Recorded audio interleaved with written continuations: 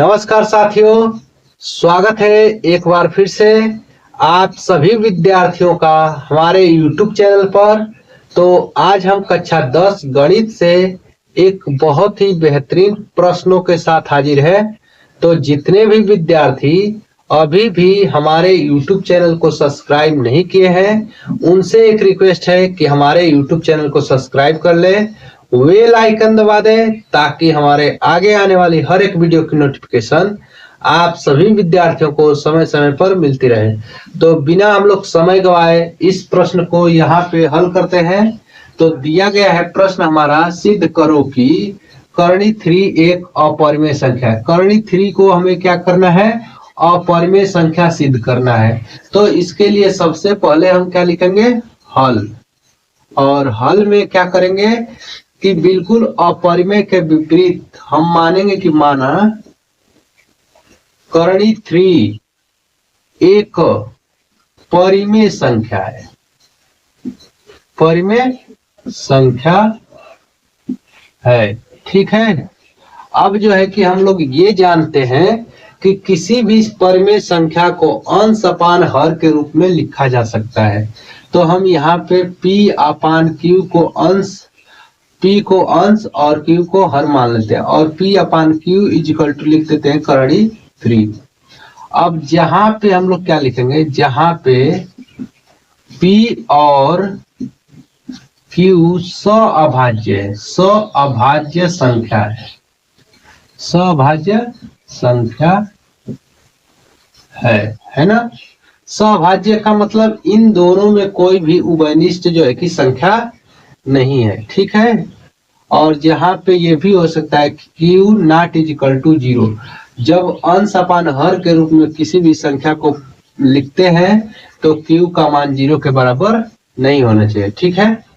आगे इसको बढ़ते हैं और जो है कि हल करते हैं। तो क्या करना है हमें? दोनों पक्षों का वर्ग कर देना है, दोनों पक्षों का वर्ग। दोनों पक्षों का वर्ग करोगे जब, तो इसका वर्ग करोगे P का, तो P square upon Q square हो जाएगा इजिकल टू कर्णी 3 का वर्ग करोगे तो 3 हो जाएगा, ठीक है। अब क्या होगा, इसको हल करते हैं आगे। तो P square is equal to 3Q square के बराबर हो रहा है ना। 3Q स्क्वायर के बराबर हो रहा है।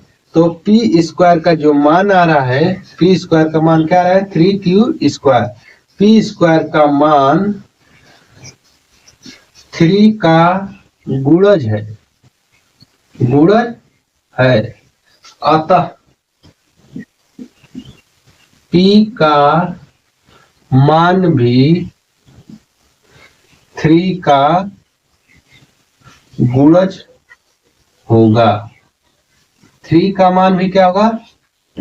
P का मान भी 3 का गुणज होगा। P स्क्वायर का मान 3 का गुणज आ रहा है, यहाँ पे 3Q स्क्वायर हो गया है तो 3 का गुणज आ रहा है, इसलिए क्या होगा कि P का मान भी 3 का गुणज होगा। बिल्कुल दूसरे अंदाज में हम बता रहे हैं ना। और जो है कि यहाँ पे अब हम लोग मानेंगे P इजिकल टू 3K मान लेते हैं। तो जहां पे P है वहां पे रखो 3K, ठीक है। तो 3K का whole square is equal to 3Q square होगा, होगा ना। तो इसका वर्ग करोगे तो 9K square is equal to 3K square. 3 से यह जो है कि 9 कटेगा कितने बार में? 3 बार में, है ना। तो 3K square is equal to Q square. यहाँ पे हम लोग देख रहे हैं Q स्क्वायर का जो मान आया है, यहाँ पे लिख सकते हैं, इधर खाली है ना, खाली जगह में हम लोग लिख सकते हैं Q स्क्वायर का मान 3 का गुणज, 3 का गुणज है। अतः हम लोग क्या लिख सकते हैं? अतः Q का मान भी 3 का गुणज होगा।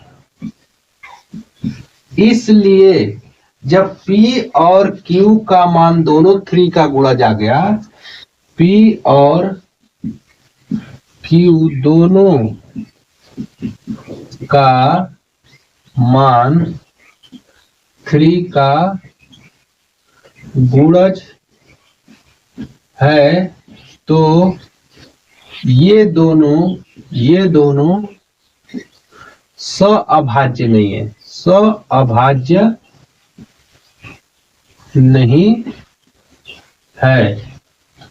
अतः P अपान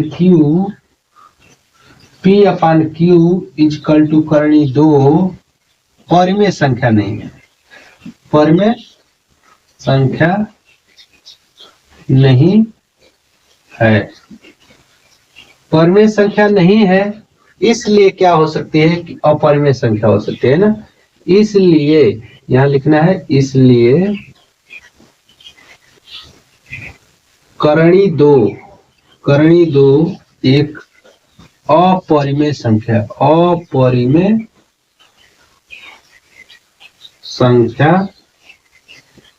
है। इति सिद्धम, यही हमें सिद्ध करना था, इति सिद्धम।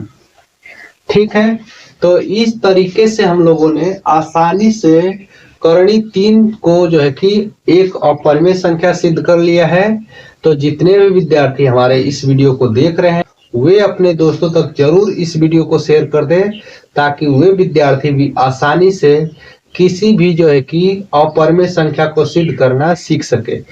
तो मिलते हैं फिर से नेक्स्ट वीडियो में, तब तक के लिए धन्यवाद।